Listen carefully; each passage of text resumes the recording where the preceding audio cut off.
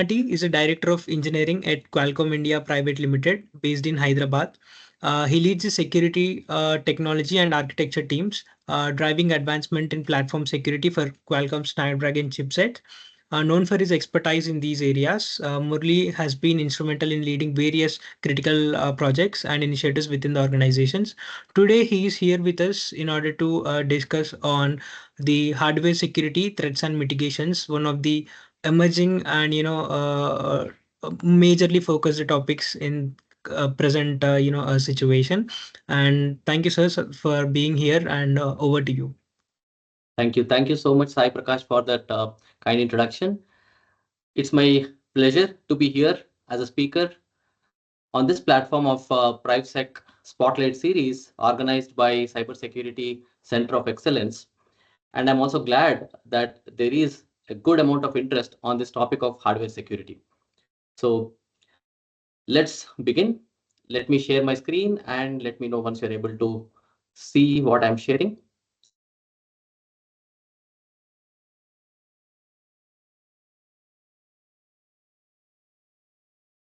I can see the screens. Thank you. Thank you, Sai Prakash. Hello, everyone. Before I begin, I want to ask a question to all of you.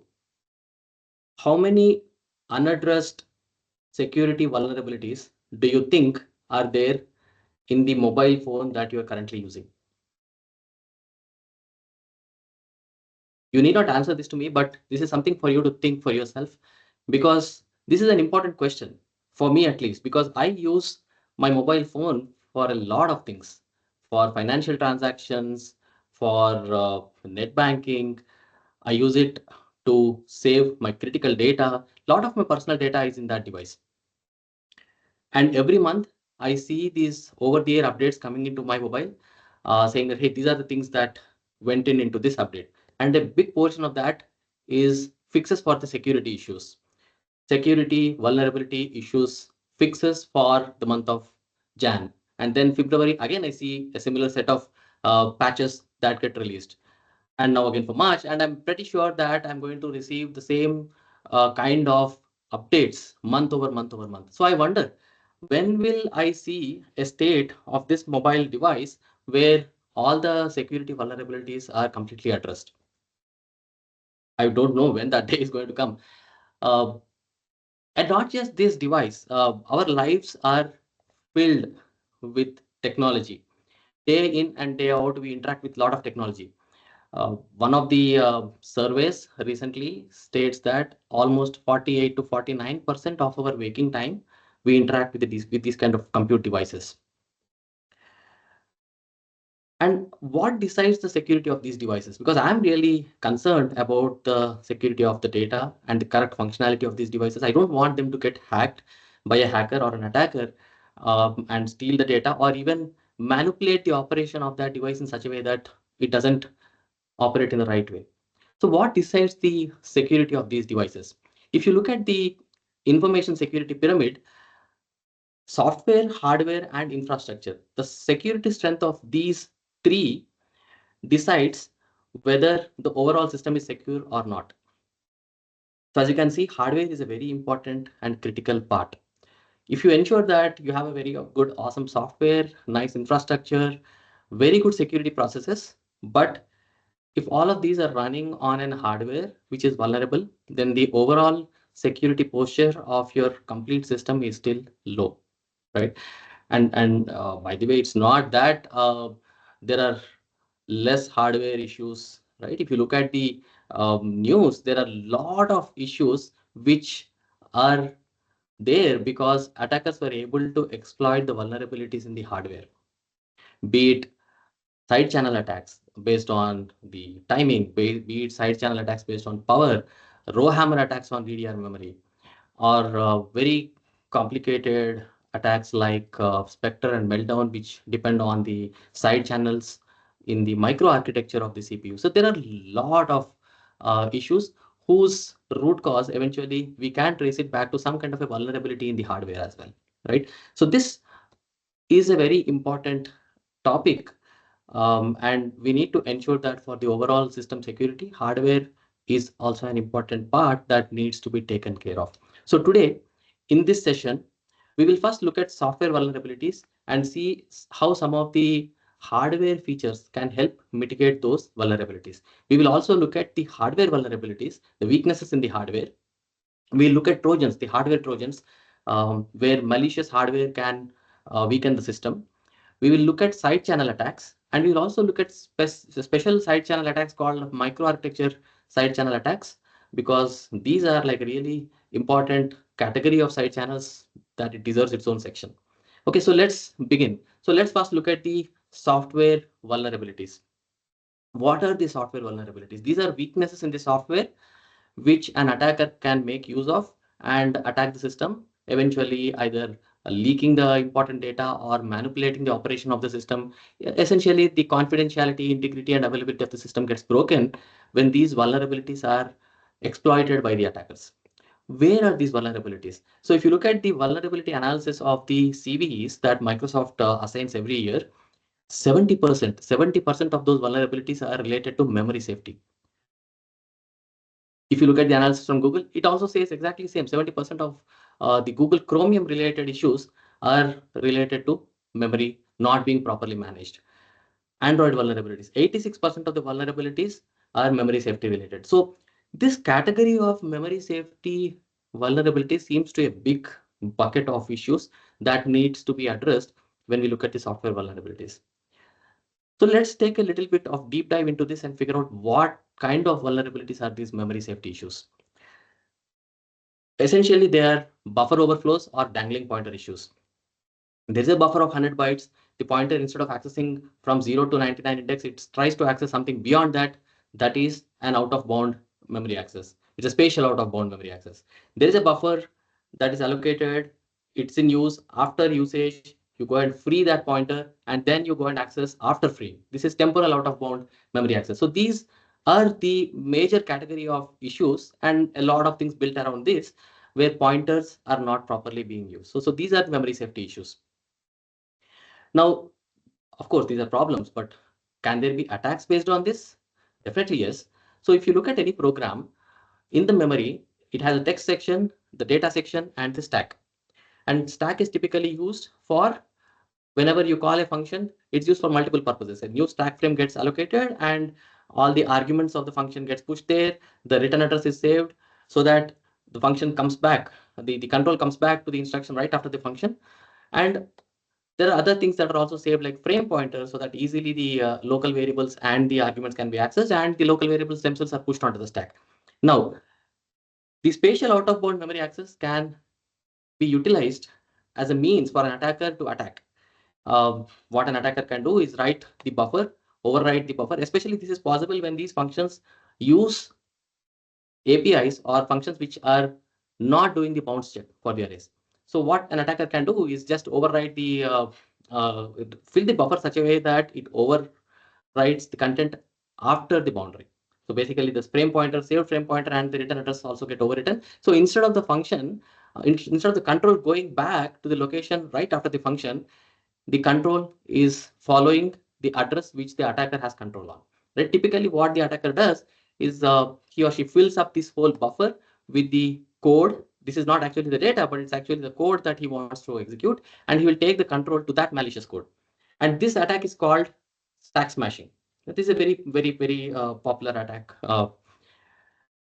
And is this buffer enough for executing the malicious code? In most of the times, yes, because all that you need is hardly maybe around 20 to 30 instructions that are needed to spawn a shell and then take ownership, right? So this is sufficient enough. But in case if the attacker wants to have a much bigger code that he wants to use as a malicious code, there are other approaches, like moving this malicious code from stack to the heap. So allocate a lot of memory in the heap, sprinkle the heap with all this malicious code. It's called the heap spraying, and execute a buffer overflow and take the return address to one of these locations, right? So this is called heap spray attack. So these are the kinds of attacks that attackers do based on the weaknesses in the software, right? The weaknesses, especially on the memory safety side. So what are the mitigations? There are a lot of mitigations. Some are at the program API level, some are at the language level. Some are at the operating system and compiler level, and some at the hardware level. So let's look at few which are really interesting, and those that are there with the hardware support. So stack guard and stack shield. One approach is to have an additional set of bytes just in front of the return address, and whenever a buffer overflow happens, the canary bytes also get overwritten, and that will help the function to decide before returning back, check the canary and see whether a buffer overflow has happened or not. If the return address is good, if the canary is good, then mostly return address is also good. So execute, else flag here an exception and handle that condition. Or that's called the stack guard. And there is another approach called stack shield, where you save the return address in a return array, um, return address array, and then before returning back, you check whether return address is matching with one of the addresses in the return array. So this is called stack shield. So these are the approaches which um, need operating system and compiler support, but there are other defenses which are also there, which need hardware support, which are much more stronger. For example, if you see the stack and heap here, those are the locations where the attacker is trying to push the malicious code and execute. That's because the system, the CPU was allowing these instructions to be executed. One approach to mitigate is to make the stack and heap non-executable, because stack and heap are typically not used for executable code, right? So even if an attacker tries to push the malicious code into that, the system will not execute. So this is one approach which needs the hardware support. And there are different names for this approach. It's called data execution prevention dep in case of Windows. It's called write exclusive or execute in case of Linux, which basically means a memory location should either be writable or executable. If it is executable, it should be read only. If it is writable, we cannot execute anything from that location. This is a very strong mitigation, and different platforms have different names for this. AMD calls it no execute, Intel calls it execute disable, XT and ARM calls it XN, execute never. So stacks and heaps are marked as execute never. So this is good. So this is going to help prevent the attacks based on the stack smashing or heap spraying. But then, as we know, typically whenever there's an attack, there are some defenses that come up, and when defenses become stronger, attackers come up with new methods to attack the system. So this wheel keeps rolling. It keeps continuing like this. And what attackers do typically in this particular case is they try to figure out what can be done, right? So stack and heap are the places where this kind of shell code used to be pushed into, but now that's no longer executable location. But the only executable location here is the text or the code section. But pushing my malicious code into that as an attacker is going to be hard. So what they actually came up with is very interesting. They look for these instructions. I cannot put in new code, but I can look for these instructions within the code. So there is a jump instruction somewhere in the there's a jump instruction somewhere in the code, right? So just note that. And then there is a pop L instruction somewhere. So make a note of all these instructions, and then somehow ensure that the control first jumps to jump instruction, then to pop L, then to move L. So they stitch all these instructions together so that that chain of execution, a malicious chain of execution, gets executed. So this is a very intelligent attack. As new code injection is not possible, just to reuse the existing pieces of code. And this is called return-oriented programming. Just like how individual characters are being picked up from here and there, and the whole return-oriented programming string is formed, the attackers pick the instructions, already existing instructions in the code, and then stitch them together. And this is possible because, and again, this is not possible with any jump instruction, right? It's possible only if the instruction follows the following instruction after that instruction is written. So that's the reason it's called return-oriented programming, because that helps the attacker to take the control to a different location. Similar to the return-oriented programming, we have the jump-oriented programming model, where you don't look for instructions following the instructions after the instruction that you want to be written, but rather you look for instruction followed by a jump. Okay, so that's called the jump-oriented programming. So these are very intelligent attacks where you're not pushing any new code into the system. But how do you defend this? One important aspect here is that these attacks depend on the knowledge of pointers. So if we can make it difficult for the attackers to know which area contains what, then it's going to be easy to prevent, right? So one approach is the address space layout randomization, where the stack, heap, data, and code regions are moved around on each execution of the program. So this is one very good approach, very strong approach. Of course, this has also broken in a different means. We'll also look at those attacks as well.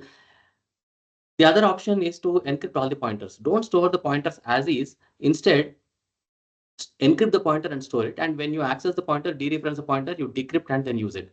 So this is also a pretty good mitigation. But again, there's a lot of overhead because you need to uh, do this kind of encryption and encryption for every access, which is a lot of overhead. So this is theoretically good. Practically, it may not be really that feasible.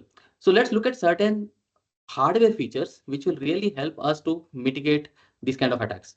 One of them is the pointer authentication code. So this is called PAC from ARM, wherein you take the address from the pointer and then sign it using a key and also with a modifier basically for including the context information also. And the signed hash value, which is called PAC, that is pushed into the higher order bits of the pointer, which are typically unused. And when you dereference the pointer, you again compute the pack, compare against the pack that is already there in the pointer and see whether it matches or not. If it is matching, it's a good pointer. If not, then mostly it is something that's malicious pushed in by an attacker. Right? So the processor, the hardware also provides a bunch of instructions to enable the programs to compute the pack values for the different pointers that we want to protect. So this is pack, right? And there is another approach to prevent the control to land in different places which attacker can control. It's called uh, BTI, branch target instructions. So if you see here, branches are allowed only to specific locations where the branch target instructions are there. If an attacker tries to take the control to any other location using return-oriented programming or jump-oriented programming, that's going to fail when the branch target instructions are this mode is enabled in the hardware. So this is again a pretty good mitigation. Let's also take a step back. The main problem that we had was the spatial and temporal safety. We were allowing pointers to go beyond the boundaries and access or go and access memory after the memory is freed. So how do we prevent that? So if we can prevent at that stage itself, it's much more better. So memory tagging extensions is one approach again from the ARM. Here, the memory is tagged with a number and also the pointer is tagged with a number. When pointer tries to access, the access is allowed only when the tag present in the pointer and the tag present in the memory are matching. Here, the tag present here is 2 for this area of the memory. This pointer is supposed to only access this location. The moment it tries to access out of bounds, the tag mismatch happens and the access is not allowed. So this is how you protect the prevent the out of bound memory access. Similarly, the temporal out of bound memory access also can be prevented. The moment the pointer is freed, you change the tag so that the pointer tag and the memory tag mismatches. So as you can see here, only those accesses are allowed where the tag is matching the memory tag. Of course, this needs the tag to be stored in the pointer. This also needs tag to be stored in the memory. So additional tag RAM is needed, but it's worth it sometimes, right? And then the a totally different approach is throw away the complete pointers that we currently use and completely bring in a different mindset. Instead of having the pointers in the current form, uh, the approach of Cherry, which is called capability hardware enhanced risk instructions, they work using fat pointers. These are not just pointers alone. This contains a lot of information like the pointer base address, the length, the permissible range, the offset currently where it is pointing to, and bunch of permissions. Right. So this is again a very good technique. We are going to see that in the Morello platform from ARM. So this is again one important technique. So we have looked at various approaches, right? The PAC, BTI, memory tagging extensions, and the Cherry. Let's move on to the next section, the hardware vulnerabilities and Trojans. So let's first look at the memory. Semiconductor memories are majorly categorized into two categories. One is non-volatile and the other one is volatile based on the memory retention once the power is removed, right? If the power is removed and the memory contents are retained, it's non-volatile. Typically flash and EEPROM are the memories here. And volatile is that when you remove the power, the data is lost. Now the question that I want to ask is how volatile is DRAM? The moment you remove the power, the immediate next moment, will you be able to see that the whole data is gone?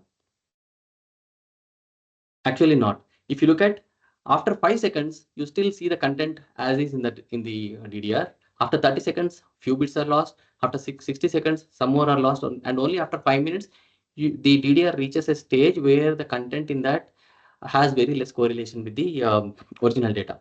But why is this happening? It's mainly because the memory in DDR is based on the capacitors, and once the power is removed, capacitors do not get discharged immediately, right? Unlike SRAM, where SRAM does not depend on capacitors for storing it, it depends on the transistor. So this property of DDR called memory remnants can be made use of by the attackers, and they can actually attack based on this property of DDR. So can we leak secrets? Yes. The different types of attacker, a device is there, it's running, valid contents are there in the DDR. A simple reboot by an attacker with a control on BIOS to take the control to a different imaging tool, and from there they can actually dump the whole DDR memory and capture that into USB or network. So this is called simple warm powered reboot attack. Now, sometimes operating systems do take care of this to prevent the data leakage by cleaning up the DDR after the reboot is triggered, right? So when the reboot is triggered, you first clean up everything and then allow the reboot. So if the operating systems do that, then the data cannot be leaked out. But again, even in that case, attackers can just do a brief power disconnect and reconnect, and the next steps will still be the same, right? Because you have removed the power for a very brief moment of time, and we know that the remnants effect is there. The data is still available in DDR, and it can be leaked out. Now here we are assuming that the attacker has an ability to change the BIOS and take the control to a different uh, location where they have the imaging tool to dump the whole DDR. But if that is not the case, then what can an attacker do? They come up with a different approach called cold boot attacks, wherein they have physical access, but they do not have ability to config the BIOS, right? So what they can do is, while the system is running, while the DDR is having important secrets, they spray a coolant onto the DDR on the dual inline memory modules, plug it out. The moment you spray the coolant, the whole DDR goes to a very low temperature. At very low temperatures, the memory remnants is really high, in the sense like the dissipation of the content happens very, very, very slow. So now this frozen DIMM module, they can pull it out, plug it in into a different hardware, different system where they have full control. They can plug it in as a secondary DIMM, boot up the whole system, and then capture the whole DDR content, right? So this is another way of attacking. So these are different attacks that um, attackers use to leverage the remnants property of DDR. So what are the mitigations here? DDR memory scrambling is what is used as as an effective mitigation here, wherein you don't store the data as is into the memory. Rather, you scramble it. It's not exactly encryption, but you just XOR it with a scrambler key and then push that data into the memory. And this typically happens on the controller side when the data is written, and when the data is read back from DDR, you unscramble or descramble that and then provide it to CPU. With this, the content or which the CPU sees is the actual content, but what gets into the DDR is all scrambled content. As you can see, the scrambled data in DDR3 and DDR4. You can also see that DDR3 has not done really a awesome job here. You can still see some correlation, but in DDR4, I think the correlation is much lower. So this is one good mitigation. Now next, let us look at the other weakness of DDR. One of the important properties that we expect from our systems when we are running multiple processes is one process should not impact the memory of another process, right? So that's an important physical memory isolation property that we depend on. But there is a property of DDR which will make it challenging to ensure this. It's based on that, attacks called row hammer attacks have come up. So let's look at the DDR memory here, right? So the DDR memory is a set of bits stored in capacitors, and there are a bunch of transistors to ensure that the lines are controlled. So we have rows and columns. When you access the DDR memory, you open up a row, read that into the row buffer, and then send it to the CPU. When something has to be written, you write into the row buffer and then close the page. Write it back into the row and then close the page. Now the attack is like this. If you keep reading or keep opening one of the page again and again and again, this is the row, one of the row, multiple times, very fast, then it's very highly likely that the subsequent rows will see a bit flip. And this happens mainly because of the inter row coupling across these bits, right? By the way, DDR definitely needs a refresh because all these are capacitors. There is a refresh that is needed anyway, right? But if you if this access to this page, purple page, happens again and again very fast, then it's very highly likely that the discharge of the yellow lines happens at a much more accelerated rate, so that before the refresh happens, the bit flips, right? So this is called the row hammer attack. Okay, and this is based on the local adjacency. You typically see that only these adjacent rows are highly susceptible to these errors.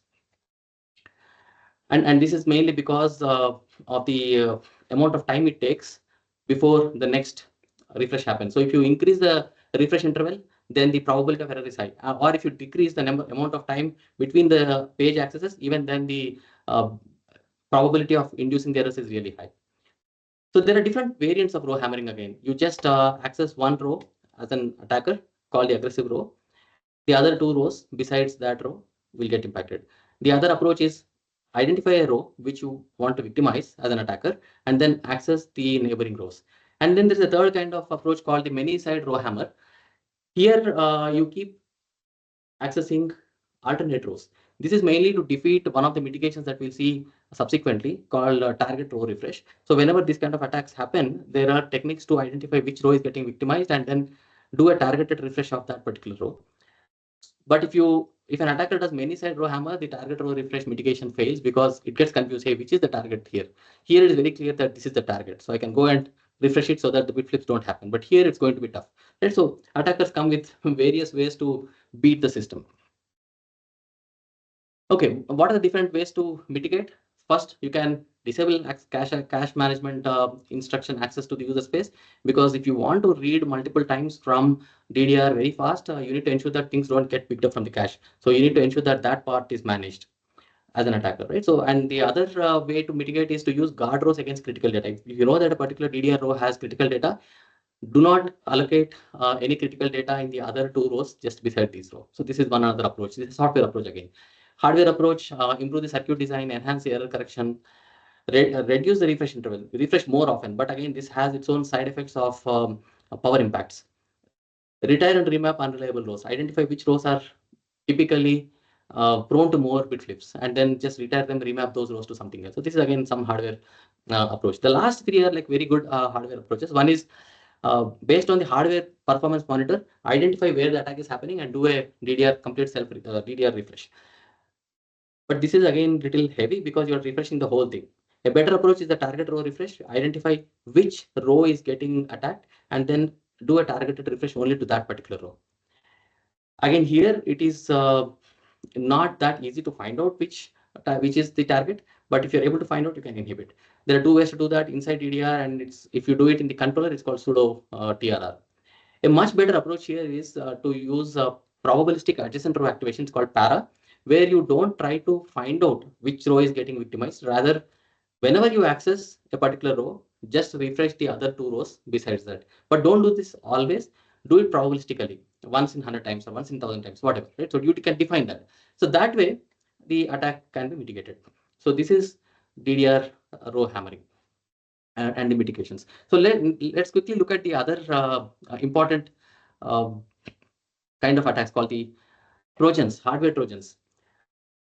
These are malicious pieces of hardware circuitry that are inserted into the hardware by folks with malicious intention, either in the design or in the fab, anywhere in the supply chain, so that later, once the product is out in the market, they can make use of that um, backdoor to attack the system, right? So here, if you see, there are multiple places where the entities cannot be trusted. In fact, these days it's very common for one organization to get their things fabricated with some other organization, right? And also, fabs are typically cross-border as well. Like for example, a designer in one designer organization in one country may outsource the fabrication to a different country.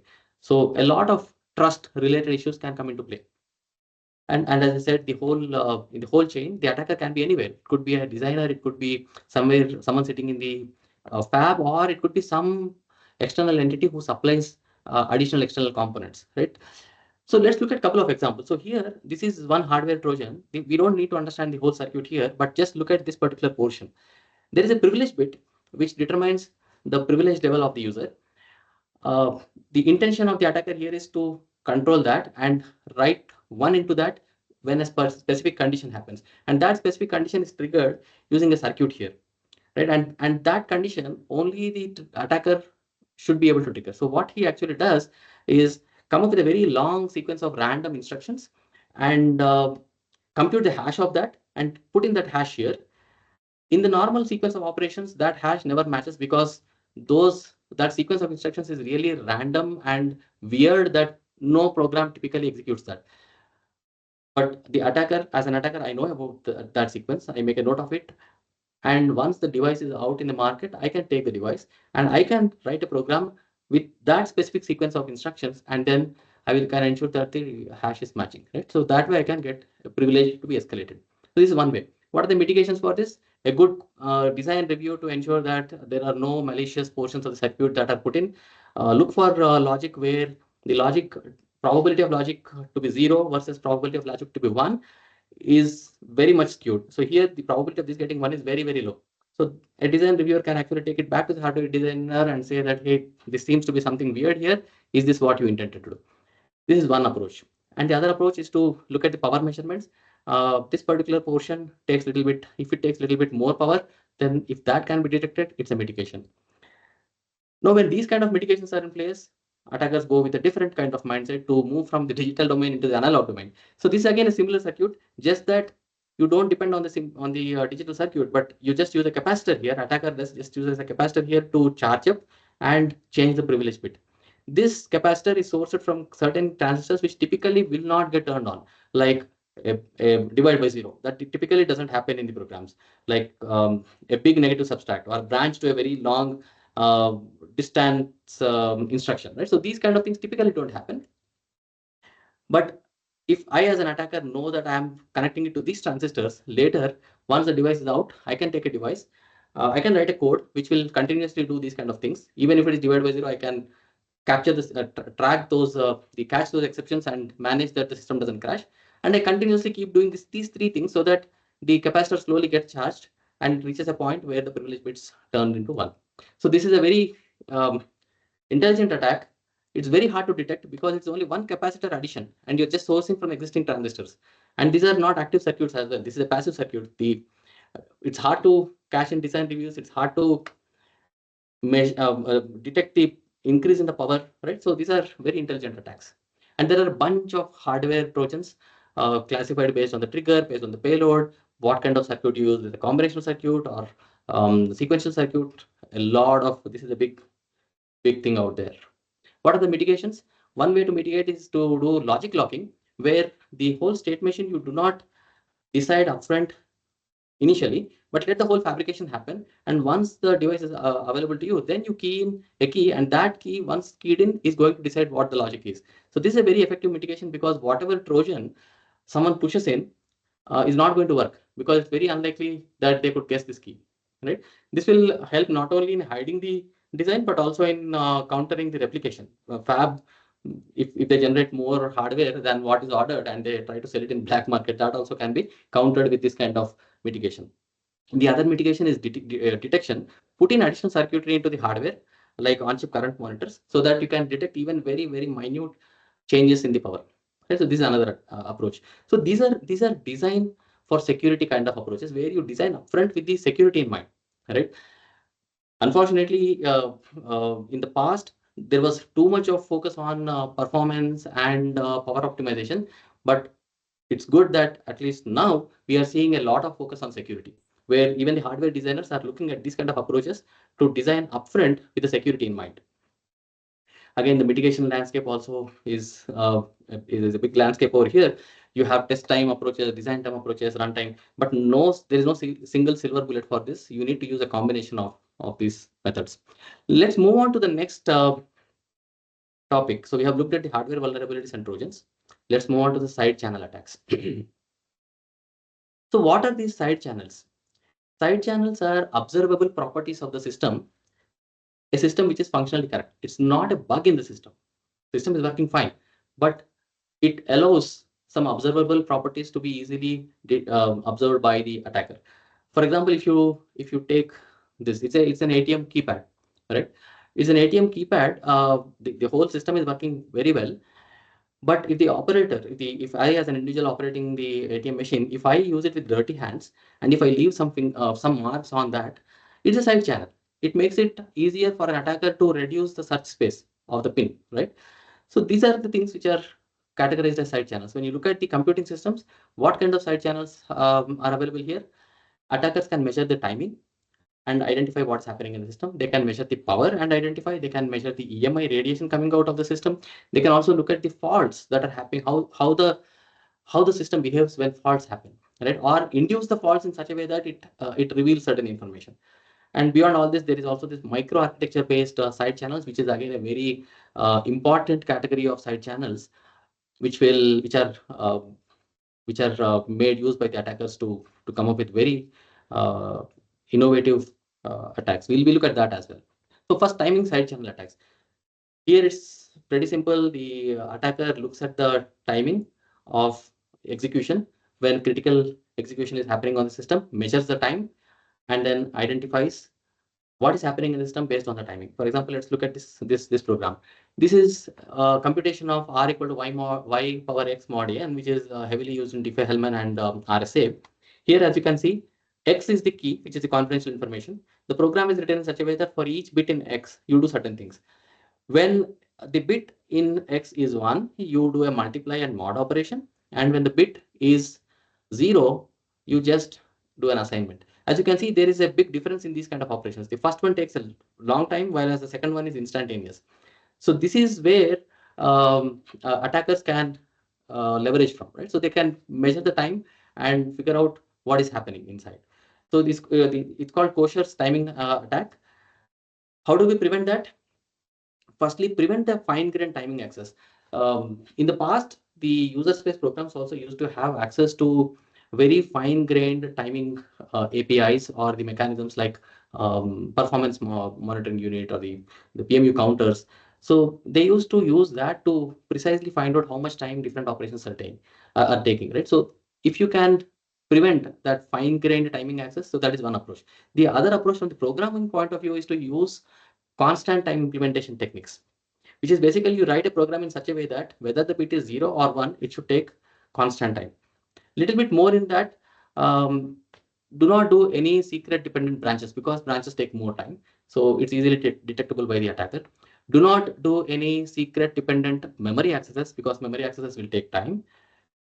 Do not do any complex operations based on the secret because those operations again are going to take more time. Essentially, it is like to obfuscate the timing information from the attacker. Let's move on to look at the power side channel attacks. These are again very similar, except that instead of measuring the time, attacker probes the power rails and figures out how much power is being drawn. An example, if you look at square and multiply, this is again, it's an x power e mod n, a computation heavily used in RSA. Here the key or the confidential information is E. For every bit in E, you do certain operation. If the bit is 0, the function is just doing a square. But if the bit is 1, you do a square followed by a multiply, right?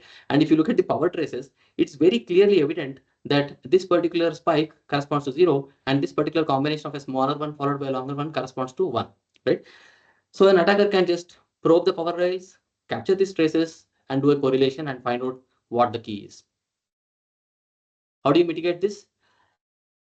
One approach at the hardware level is dual rail logic. Use an additional rail whose power consumption, when combined with this main rail's power consumption, together gives a flat pattern of the trace, which means basically the other rail's power consumption is going to be the complement of this, which is it's like a De Morgan's equivalent is what we call it. So that's one approach at the hardware level. A little bit more on the power side channel, it's the power that is drawn is dependent on the activity. That's the key here. If you look at different instructions have different amount of power consumption properties. And not just that, if you take one instruction here, and if you keep changing the argument or the operand that you pass to that instruction, even then you will see that there's a change. The same instruction with different operands from 00 to FF, the amount of energy that it takes is going to be different. Not just that, even the cache hit versus cache miss, there is a difference in the amount of power that is drawn. So It's very easy for if the attacker is able to connect the equipment to measure the power drawn, they can simply do a simple power analysis to find out what's happening in the system. And if the power differences are very small, what the attacker does is they collect a lot of traces and do some kind of a statistical analysis based on the mathematical models. And that approach is called differential power analysis. So these are like very widely known and proven techniques. But again, here you may think that, hey, this needs the physical access to the device, an ability to connect probing equipment, and then probe, right? So what about if the attacker is not having the access? Can there be an attack based on remote access? Yes, that also is possible. For example, if you look at platypus attack, here attackers make use of the RAPL interface that is provided by Linux. This interface is a running average power limit interface, which will let the user space process to know how much power has been consumed at a frequency of 20 kilohertz. So that's a very fine-grained power information that you are leaking out. It's as good as using an equipment and then collecting the information. So a remote attacker can use this interface to collect the traces like this and then launch the attack, right? So we have seen RSA private keys getting recovered from the Intel SGX enclave in just 100 minutes. And the whole Linux kernel address space layout randomization getting broken, the re-randomization to happen in just 20 seconds, right? So these are possible. You can do power attacks remotely. Mitigation, do not give access to RAPL kind of APIs, or even if you give, limit the precision, right? So this is one mitigation. And it's not just the RAPL interface. There are other interfaces which can be made use of by the attackers. For example, the DVFS, dynamic voltage and frequency scaling. So this also can be made use of. There is a head split attack where they use this API, this framework, to collect the frequency information, because frequency is following power and power follows the data or secrets, right? So as long as this chain is maintained, you will be able to collect information on frequency and you'll be able to find out what data is associated with the execution corresponding to that.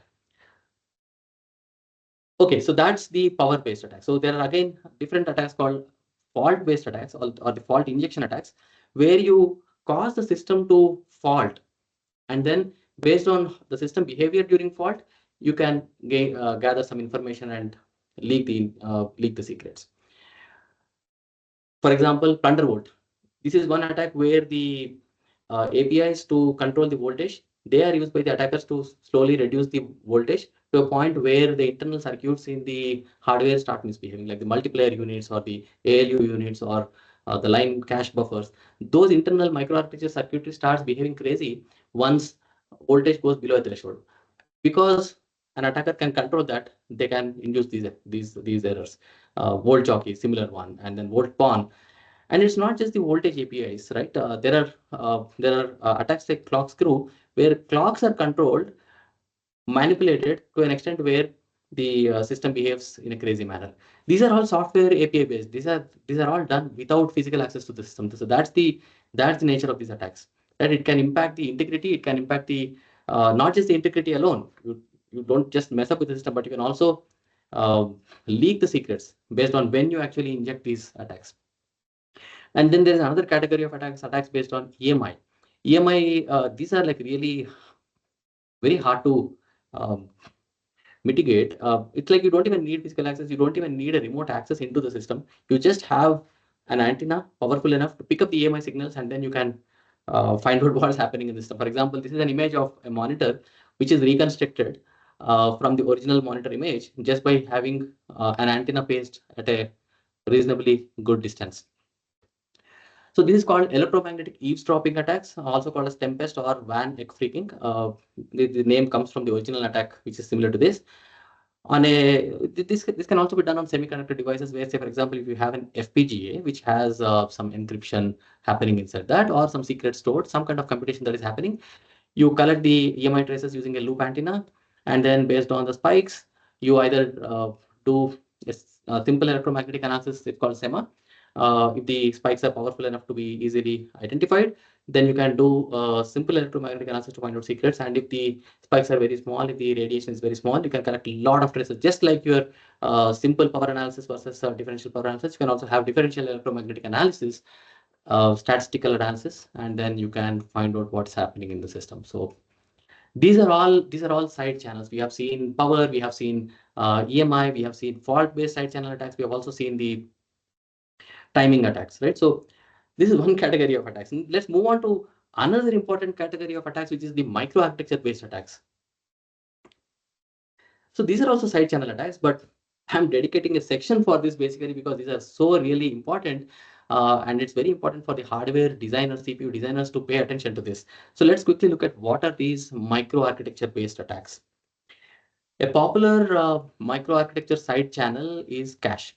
Caches, we all know, they are used because processor, if they have to get the memory from DDR, it's a little bit time consuming. So the CPU designers want to optimize things, so they came up with cache. Based on the locality of reference, you let some of the content from the memory sit in the cache, and it's very likely that you used it now. It's very likely you're going to use it immediately after this, or you're likely that you are going to use data around that, right? Locality of reference, or is what it is called. So these caches are again at different levels, level 1, level 2, and level 3. And typically the last level caches are shared across the cores, which means whatever is happening in this cache, it is visible across the processes. And again, this is going to break the assumption that memory isolation or the process isolation, the activity of process B or the memory footprints or the whatever activity that process B does, process A should not know, and vice versa, right? So that gets broken here. How it gets broken? For example, process A is using a shared library, it accesses the shared library, it ends up filling the cache lines. And once the control moves to the process B,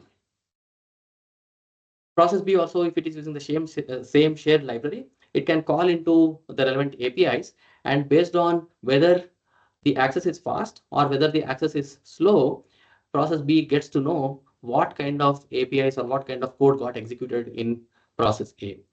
So cache is acting as a cache activity is acting as a side channel here, right? So this is how effects of one process are observable by other process. What kind of attacks are possible? Just like how we have seen, the attacker process can first flush the whole cache lines, make sure that it's clean, and then wait until the victim executes. Once the victim executes, it fills up the cache lines. Now, the control gets back to the attacker process. Attacker process tries to access the shared library related APIs to figure out which one is coming faster and which one accesses slower. Based on that, it can find out what APIs got called in the victim process. So this is called flush and reload attack, flush plus reload attack. Mitigation is to remove access to the cache management instruction. This is because here the flush is what being used as an attacker to first ensure that the whole cache lines are clean, right? But we don't need instructions like CL flush to be executed from the user space process. So if you can remove the access to user space for those kind of instructions, that's one kind of a mitigation. But is that a strong enough mitigation for attackers to not do anything else? Not really, because once that is gone, attackers come up with a different approach. Instead of flushing, what they do is they evict. They evict all the cache lines by executing a different set of program within their process context, not the shared library ones, but something else, so that the whole cache gets filled up with the content not related to that shared library. And then it will wait until the victim executes. Victim calls into the shared library, fills up the cache lines based on what it has accessed. Once the control comes back to the attacker process, it again goes and executes content from that, executes code related to that shared library, and it will figure out which line is coming faster and which line is coming slower. So this is called evict and reload attack. What is the mitigation for this? One obvious one is, hey, don't share the libraries, right? So don't share the libraries. But again, shared libraries are there for a purpose. It will improve the performance. It will improve the area usage. So the idea is not to uh, get rid of shared libraries altogether. But wherever there are critical shared libraries, for example, you have some encryption related shared libraries, don't share them. Rather have your own copy. Each processor, let them have their own copy. So that is going to be a good mitigation against this. And again, as I said, every attack has a defense, every defense has an attack. So here, um, attackers come with a different approach here. When they don't have shared libraries, the other approach is first to do some kind of a priming. They prime the cache to fill them with the content, some content not related to the shared library because that's not there. Wait until the victim executes. Victim executes and brings in some lines, and these lines are again not related to the shared library. Control comes back to the attacker process, and then it goes and accesses and finds out. It accesses all the lines to see which line which of these lines are faster and which of them are slower, and based on that it can find out what areas got evicted, and that will give an information of what's happening on the victim process, right? So this is called prime plus probe attack. And one of the mitigations for this is not to have inclusive cache. Inclusive cache are those caches where any content present in the L1 is also present in last level cache. If you can prevent that, then it's very tough for an attacker to find out what is happening in the victim process, because victim may be executing from the L1 cache, right? So it may be executing stuff from the L1 cache. So the attacker will not have a better idea of what's happening there. So these are different attacks. These look theoretical, but they are not just theoretical. There are demonstrations of algorithms like AES and RSA getting broken. Again, like, it doesn't mean that the algorithms are bad, but the implementation of the algorithms on a hardware which has the side channels, that's the problem, right? So these are some of the fundamental problems with cache as a side channel. Right, so let's look at more microarchitecture issues. I think this is the last section. We'll probably take around 5 to 10 minutes more, and then we will wind it up. Out of order execution is another important microarchitecture issue. It's actually a feature that the CPU designers say that, hey, it's an awesome feature that we have brought in so that the performance is really good, optimized. But when you look at it from the security perspective, you will see the problem. Instruction pipelining is what happens on a CPU when multiple instructions have to be executed. There are different micro operations in every instruction. We have fetch, decode, and execute. While one instruction is in the fetch, the other one is in the decode, and the other one is in the execute phase. So this is pretty known. But again, this has its own constraints that whenever there are dependencies between instructions, for example, here the second instruction can execute only after the execution of the first instruction is completely done, because R3 value is needed for the second computation. So this is where the whole pipeline has to stall, right? So that R3 is available for the next instruction to be executed. But again, CPU designers are not happy. Hey, I don't want to stall the whole pipeline here. Rather, I will only stall this particular instruction because this is where the dependency is there. The rest of the instructions do not depend on R3. So what they came up with is the out of order execution, where they only make the second instruction to wait, but the third instruction execute still happens. So if you see the execute portion, it is out of order. The second instruction execute is coming after the third instruction. So this is out of order execution. With this, they will ensure that they have saved 4 cycles. But one thing to also note is that even though the execution part is out of order, the retirement of the instruction, the write back, is still in order. So that's is something at least that they have taken care of. So what happens when the control flow changes? When control flow changes, again, there's a problem. The CPU doesn't know whether it has to fill the pipeline with this path or with this path. Same is the case with indirect jumps to a particular address based on a variable. Unless the x is less than y is computed to either true or false, it cannot fill the pipeline. Here, unless you know where the address is from where I need to fill the pipeline, TCP will not be able to do that, right? So Hariharan, I see that your hand is up. We will take the questions at the end. We are just like 5 minutes to complete the session, so we'll take these questions at the end. So here the pipeline filling is a problem. So again, one option is to just stall the pipeline, which our CPU designers don't like. They really want to extract the last bit of performance. So what they do is they do something called branch prediction. So let me predict. I don't know what x less than y is going to, it's going to be true or false. I don't know, but let's assume that let me predict whether it's going to be true or false, and then fill it up. And then if my prediction is good, it's good. If not, then I'll undo the work. Right. So similarly for indirect branches, the branch target buffers are used to predict where it is likely to jump to.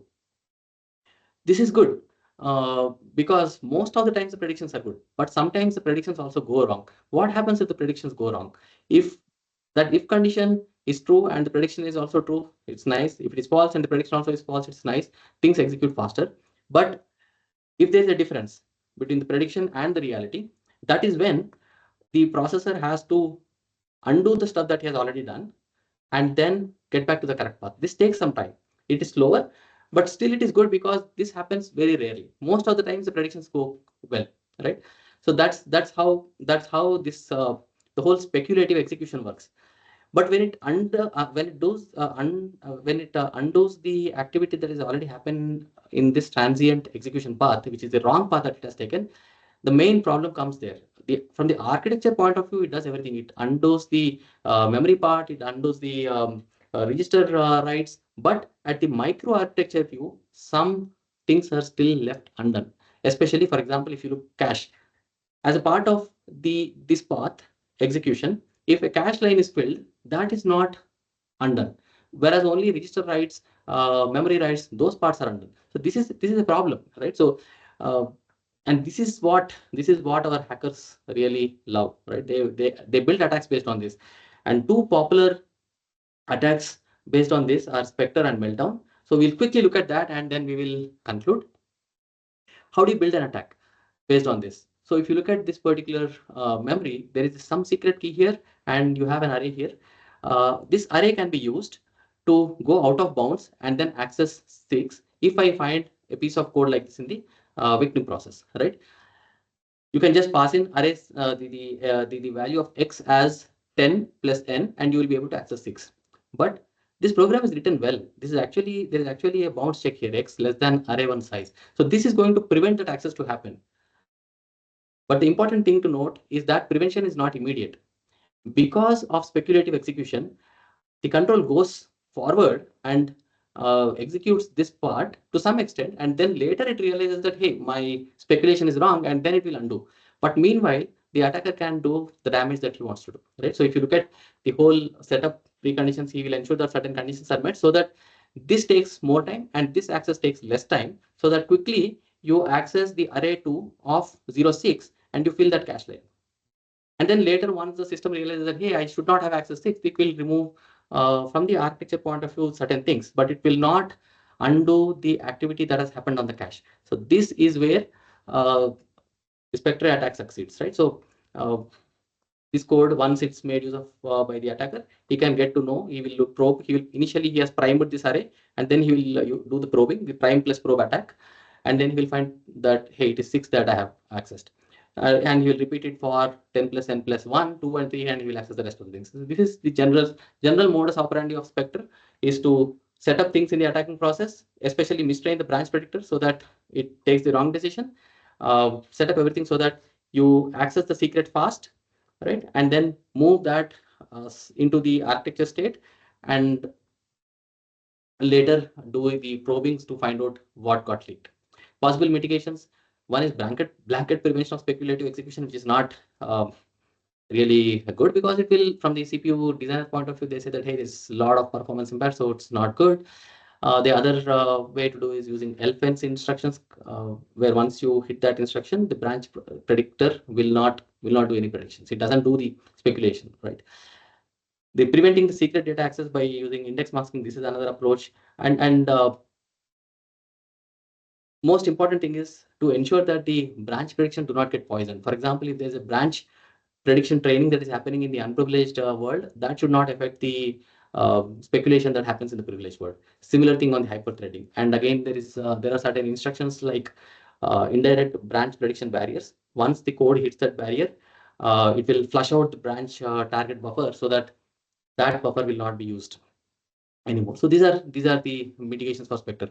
And then we have attacks based on out of order execution, which is essentially the meltdown. This relies on the fact that when an error happens in this execute part, when an access happens which should not happen during execute, the exception is not immediately raised on certain CPU designs. The exception is raised only after the write back phase is reached, when the instruction gets retired. But by the time that happens, more execution has happened, and if the attacker can leak the secrets during this phase, the attack is going to be successful, right? So this is what is indicated here. The transient instructions based on this exception, delayed exception checking happens, move the content into the architectural state, and then recover the secret. This is called meltdown, and it is mainly used for compromising the memory isolation between user space and kernel space. It relies on the fact that user has the kernel page tables mapped into the process, because when the process executes in kernel mode, they are needed, and the whole physical memory is mapped into the kernel page table. So that's the another fact. So all these facts make it very easy for the attacker to attack the system. So how they do that, again, it's very similar, just that you don't need an attack victim process in the from the attack process itself, you can have a pointer pointing to the kernel data. Ideally, this access should not work because it's an illegal access, but that exception gets raised very late. By the time the exception gets raised, you access the data and fill up the cache line in such a way that later probing will reveal what this content is. And you do this for the whole kernel addresses. In fact, there are certain demos that you can find where they run this meltdown attack and the whole kernel physical memory gets dumped, right? So this is a very intelligent way of uh, depending on this delayed exception. And again, this doesn't happen on all platforms. On certain CPU designs, this happens. Again, the prevention similar to Spectre, you can disable, but that's not really good. There is this Kaiser patch, which is basically kernel page table isolation, is what they call in Linux, and it's called KVA shadow in Windows, where when you get to the user view, you will not have any access to the page tables. But the most important way to the better way to fix it is to perform the exception check first and then access memory. This is what some of the CPU designs do. And this whole meltdown that you have seen is just one basic variant. There are so many variants of meltdown out there. Some of them are called zombie load, foreshadow, the rogue in-flight data load, riddle, the microarchitectural data sampling. All these are variants of meltdown. And similarly, we also have a lot of variants of Spectre. If you actually go to this transient.fail and uh, click there, and you will find that each of these, when click, it will show up how this variant is different from the base variant. Now, does this mean that the microarchitecture is buggy? Not really. All the things that you have seen, the out-of-order execution, branch predictor, cache loading, these are all the right things from the architecture point of view. But the main problem is that this architecture itself is not taking care of security. So architecture guarantees are limited only to the register states and the memory state, but it should also include the microarchitecture. And this is where hardware designers are now paying attention to, thankfully, to this kind of issues like Spectre and Meltdown. So this is the end of the microarchitecture section as well. So before we conclude, I just want to leave you with some thoughts, some reflections. So if you can see all these attacks, they are a result of excessive focus on performance and not focusing enough on security. Yes, at least in the past, there was a lot of focus on power optimization and performance optimization. At least now, the cost of insecurity are shooting up beyond the performance gains, and all these decision makers mindsets are changing, priorities are changing. People are now looking at security as an important thing, right? One most important thing is when the design happens, do not have the same design for performance and security. Designing a race car is different, designing a car for a different purpose is different, right? But that again doesn't mean that you have to have two different variants of every product. Rather, in the same product, in the same chip, for example, you can have one enclave which takes care of performance and the other enclave that takes care of security. So these are different thoughts which I would like to leave you with. We have covered software vulnerabilities and hardware mitigations. We have looked at stack smash, heap spray, pack, BTI, mem tagging, cherry. We looked at hardware vulnerabilities. We looked at the malicious hardware. We also looked at how scrambling can help, the target row refresh can help para, design for security, logic locking. We also looked at side channels and how constant time implementation helps. We also looked at dual rail logic. We looked at microarchitecture as well. So with that, we have not done a lot. We barely scratched the surface. In fact, I don't even say scratched. We barely touched the surface. There is a lot more to this topic of hardware security. But I would just like to give you a bird's eye view of what's there in this topic, right? And I'll promise that this is the last slide. Few questions to think about. Can all the hardware and software vulnerabilities be completely fixed? Probably you can fix it if you know what all those are. But do we really know all the vulnerabilities to start off with? There may be a lot of side channels that the attackers are currently using beyond the power, timing, microarchitecture, and EMI. Are we aware of that? That's the other question to think through. And this race keeps going on between the attackers and the defenders. And what is the shelf life of these mitigations? We are coming up with a mitigation, but how long it's going to work? In fact, they're getting broken very fast. In fact, I heard about one mitigation that someone came up and they started presenting in the conference.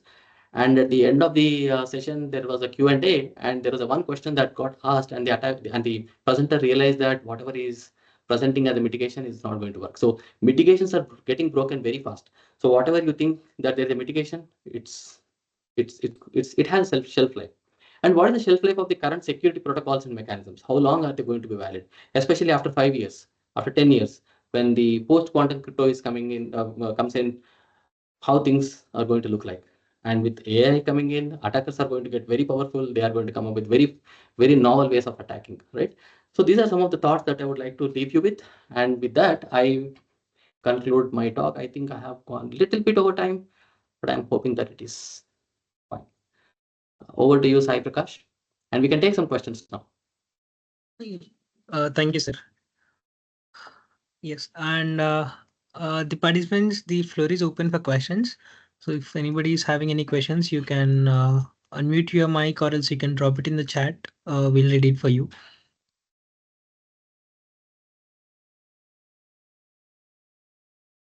So during the starting of the session, there was one question. In MTE, where is the tag stored? Can that also be compromised?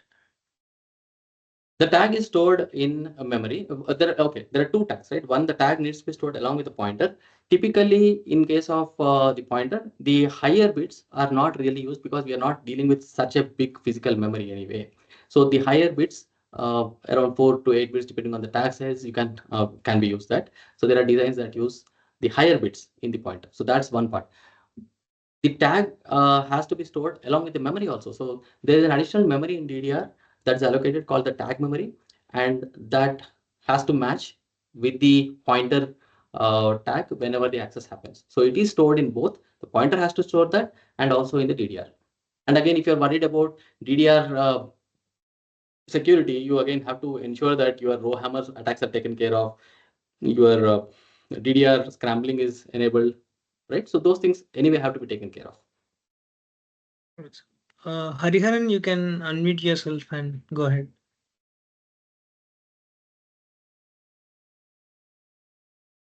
I have doubt. Yes, proceed.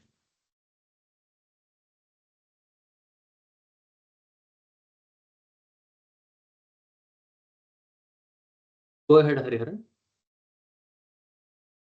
Raju sir, you can proceed. Murali Krishna Garu, thanks for the insights. This is a very generic, general question, so please, take it in that way.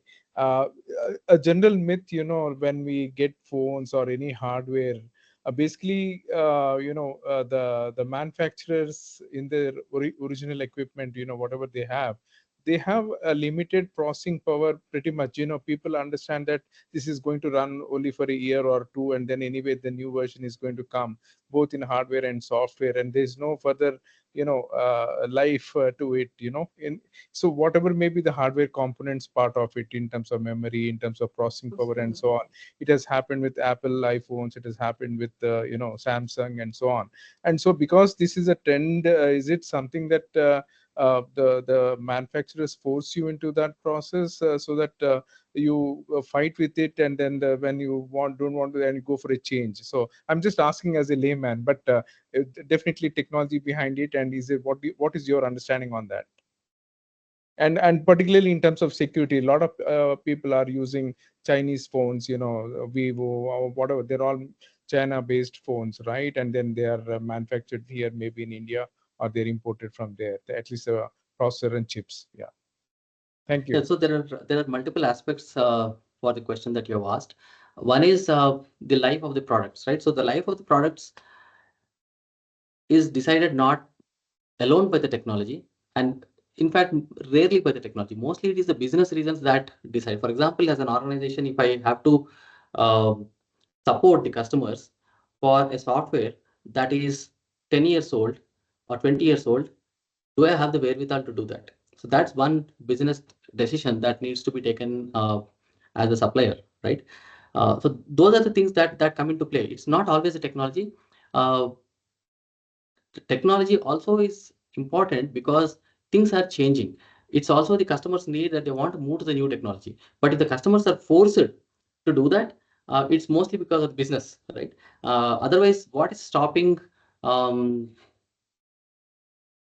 the suppliers to ensure that they continue to allow some of the apps running on your latest on your older devices, right?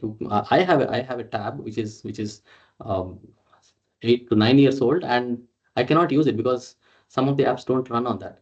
And that's not because the hardware is not capable or the OS running on top of that is not capable, but it's because of the decision that is taken, the business decision that is taken by the organization to push me to buy the new hardware, right?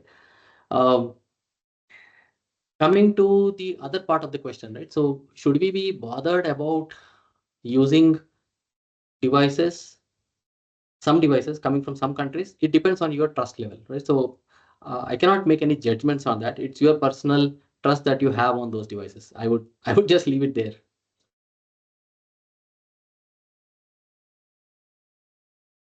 Yeah, because we do not know. That is the reason I'm asking. So perception That's is true. we tend to go for cheaper phones, but we are compromising, and there's a lot of information that we are sharing with them, and so that is what is a concern. So I was trying to clarify on that aspect. Thank you. True. I think that question is not coming from the device being cheap, but the questions that you have around the policies of that of the organizations or of the nation, right? So um, for that matter, are you sure that if it comes from somewhere else, from a reputed, costly manufacturer, are you sure that there are no security vulnerabilities there? That can't be guaranteed. So we cannot judge based only on one aspect, right? Yeah, Raju, go ahead. Yeah, thank you. Thank you. That helps. Thanks. Samad, you can go ahead. Okay, so I have a question. Like, while I understand that it is crucial for companies to prioritize the hardware security, as you have rightly mentioned, for someone starting a career in cybersecurity, where does one start on the hardware security part? Okay. One, for hardware security, you can start off by understanding what kind of attacks have happened in the past, what's happening now in this world. It also needs little bit of understanding of the hardware in some cases, right? So some understanding of the low level details is going to help. So that's one thing that you can, uh, that's one expertise that you can build as a satellite expertise. But the main core expertise, if you're looking at security, it's important for you to keep track of what is happening because things are changing. And whatever modus operandi that you have seen in the past, that's not going to be the modus operandi of the attackers very soon, right? So things are going to be different. The whole attackers are going to use AI and ML based attacks, right? So things are going to change. So you need to ensure that not just the security portion alone, but the associated technologies around the AI, ML, the hardware, understanding embedded thing, how things happen in embedded world. So these are all things that are going to help. It's there is a learning curve. It takes time, but I think it's worth it. I have doubts, sir. Go ahead.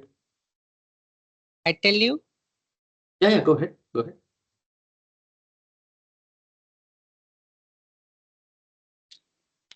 what is cyber security?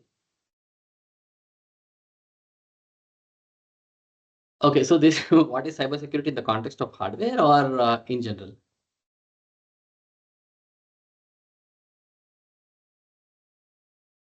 What is cyber security? Any any security related concern that you're bothered about when using cyber systems. Cyber systems are intelligent systems, computing systems, be it your laptop, mobile phone, or an oven that has a small embedded computing element in that, your earbuds, for example, that has a small computing element in that, sensors, intelligent sensors, all these are uh, intelligent devices. And any security concern around these devices, I see it as cybersecurity.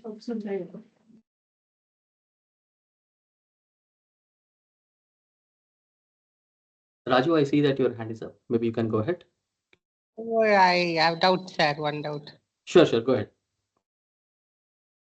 That is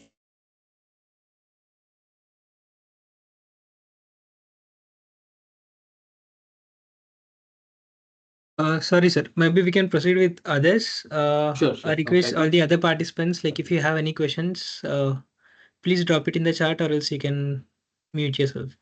We have another 5 minutes to close the session. So in the meantime, if you have any questions, you can please.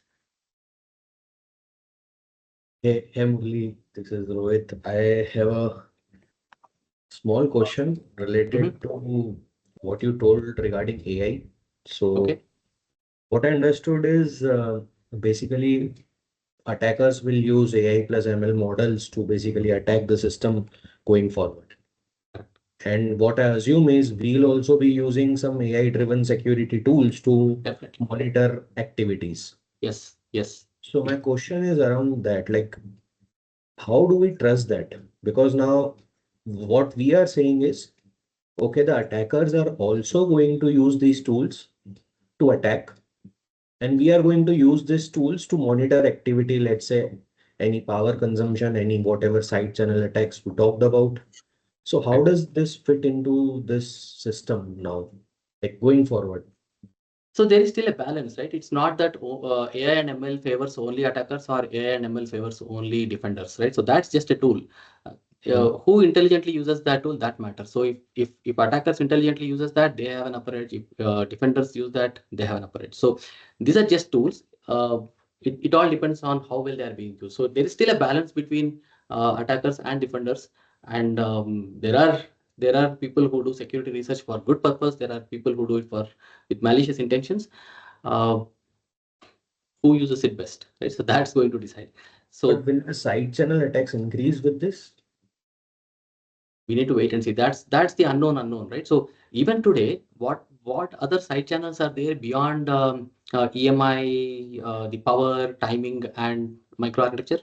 We don't know. This is what we have seen so far, but there could be in the dark world out there. There could be attackers who are using other side channels, and they might be having successful attacks. With AI and ML, will there be additional side channels? Probably yes, probably no. We have to wait and watch. But definitely AI and ML technologies are going to enable both the attackers and the defenders to do their job better.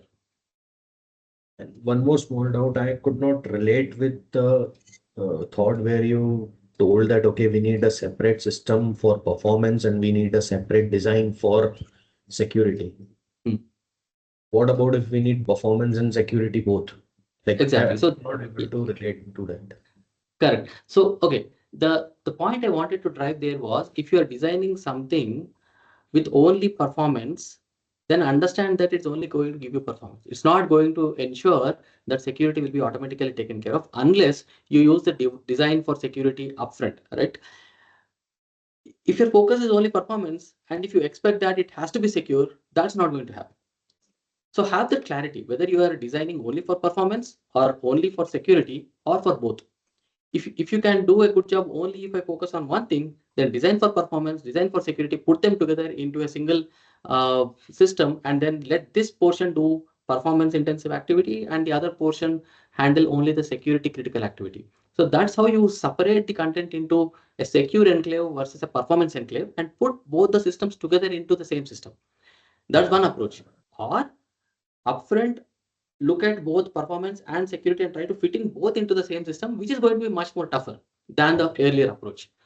If designers can do that, well and good, but there is always a push and pull. There's always a trade-off. If you try to take care of one, the other typically has to trade off something, right? So the first approach is what typically people make use of. Do something, focus on performance, extract the last bit of performance out of that, and don't bother about security there. But whatever security critical stuff you want to do it in a different enclave. Build that with complete focus on security. Don't bother about performance. Put both of them together and ensure that there's a good partition. Clear. Thank you. Sir, doubt, sir. Sure, go ahead. What is the means? Can you repeat? I didn't get that.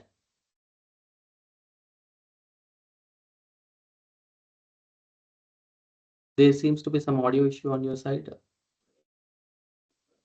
Or maybe what you can do is you can just type it on the chat and I can respond back.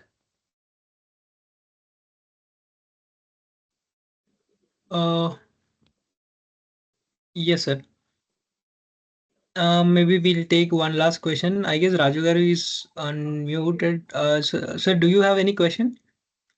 Yeah, I can ask the question in case if somebody is Yes, not yes, you asking. can go ahead. We'll take this Yeah, one last and we'll wind up, sir.